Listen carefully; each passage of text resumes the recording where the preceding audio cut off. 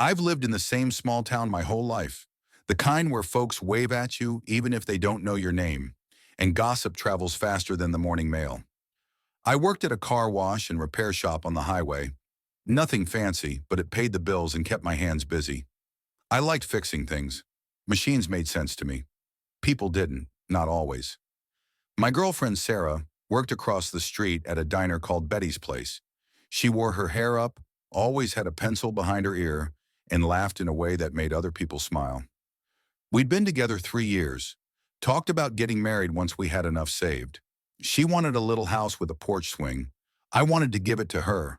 My brother Dylan was the kind of guy who could talk his way into anything, or out of anything. 2 years older, charming but restless. He couldn't hold a job more than a few months, always chasing some new, big idea. Still, he was my brother. When he got evicted, I let him crash on my couch. When his truck broke down, I fixed it for free. Family's family. At first, Sarah and Dylan got along fine. He'd come by the diner sometimes, flirt a little. Harmless stuff, or so I thought. I'd tease her about it. She'd roll her eyes and laugh.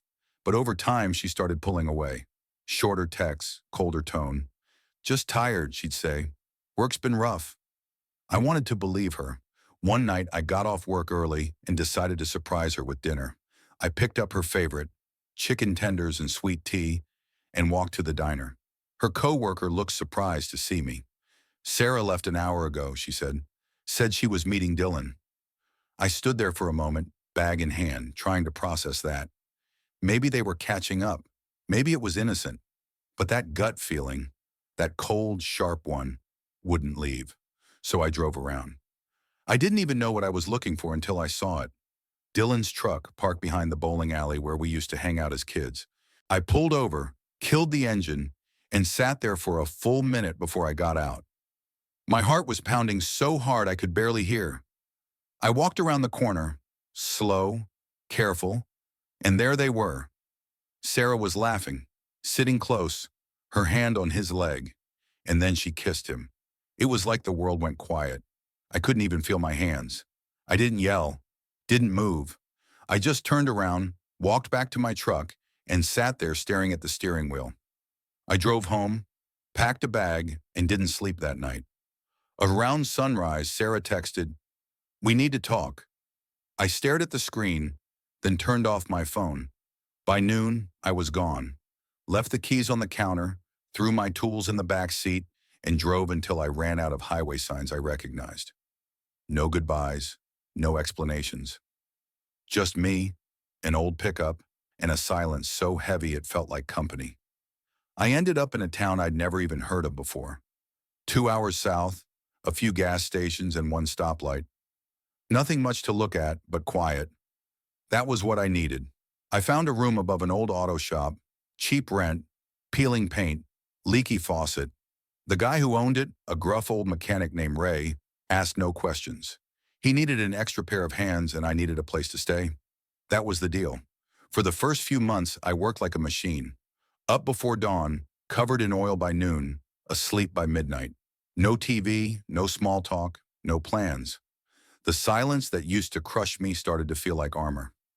Every time I felt that sting, the image of Sarah and Dylan behind the bowling alley, I just turned another wrench.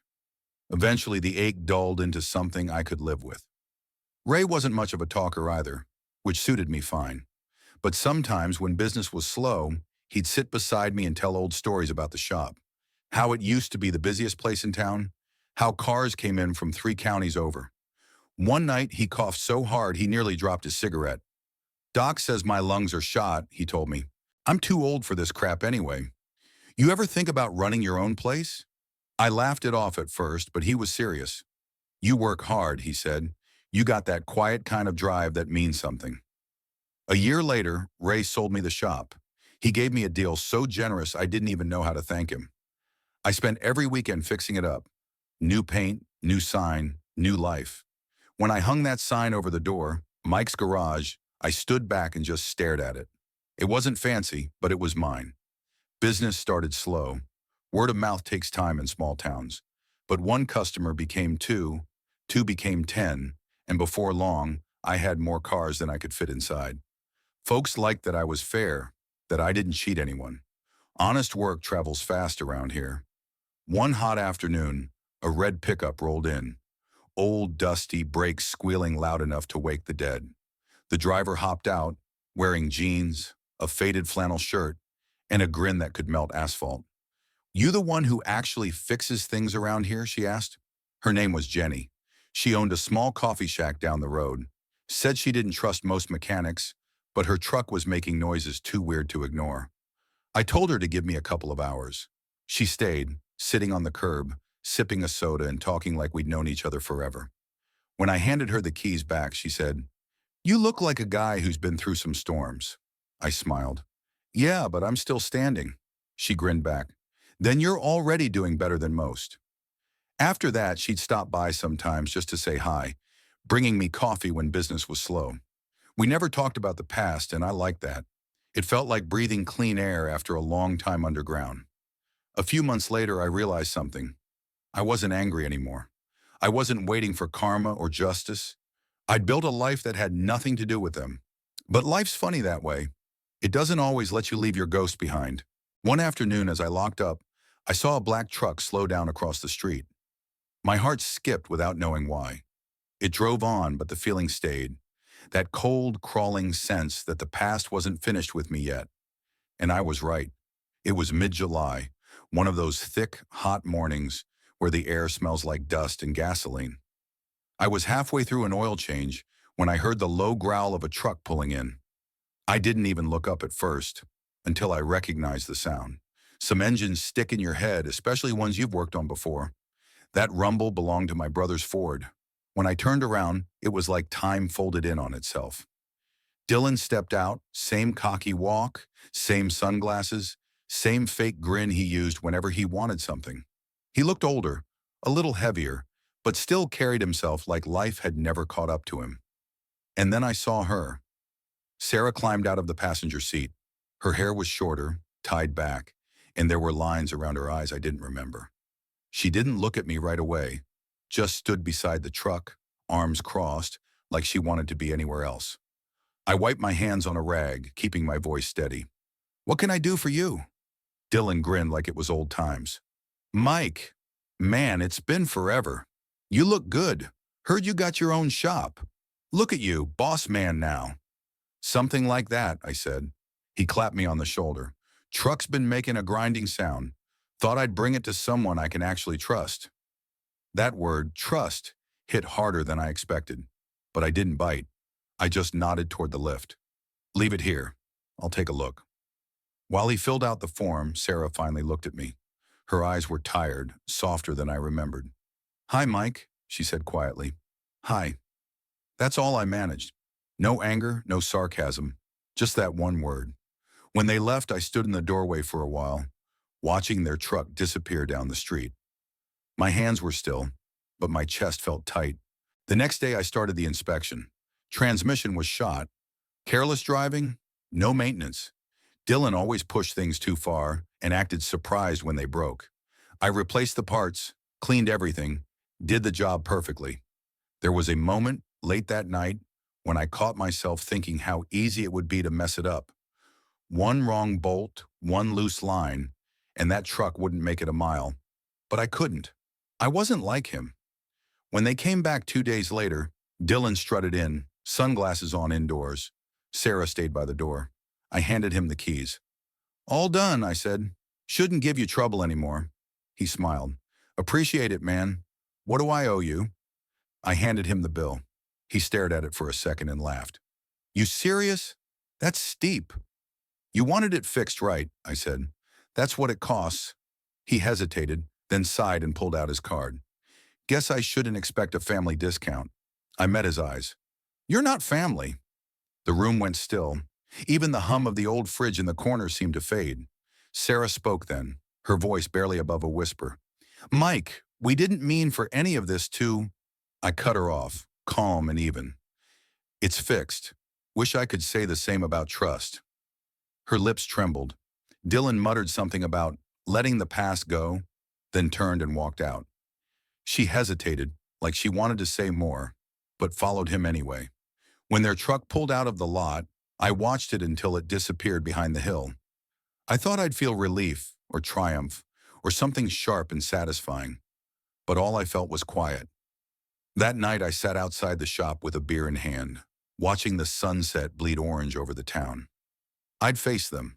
The world hadn't ended, and maybe, just maybe, I was finally free of it.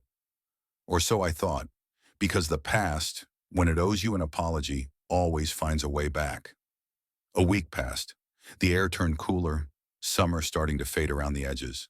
Business was steady, enough to keep me too busy to think. I thought maybe that was it. Maybe they'd come and gone, just ghosts passing through. Then one evening, right before closing, the bell over the door jingled. I looked up from the register, half expecting a customer with a flat tire. But it wasn't that. It was Sarah.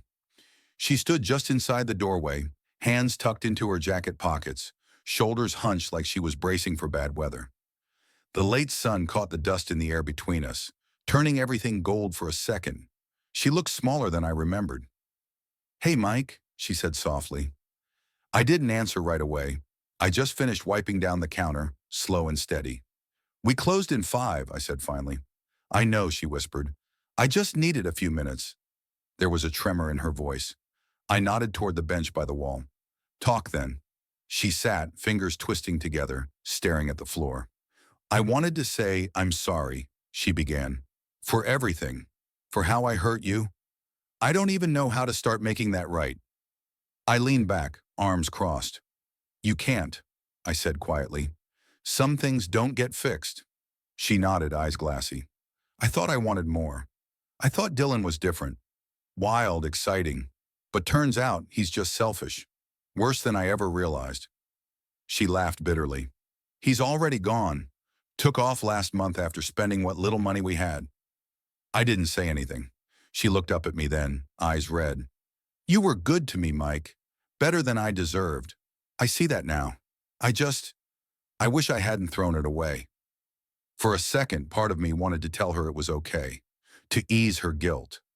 But that part of me was long gone, the version that believed loving someone meant fixing everything for them. "You didn't just hurt me," I said finally. "You made me start over from nothing, and maybe that was the best thing that could have happened." She blinked. "What do you mean?" I gestured around the shop. The tools, the sign, the worn floor. "This, all of it. I built it after you, because of you. I had to lose everything to find out what I'm actually made of." Her lip trembled.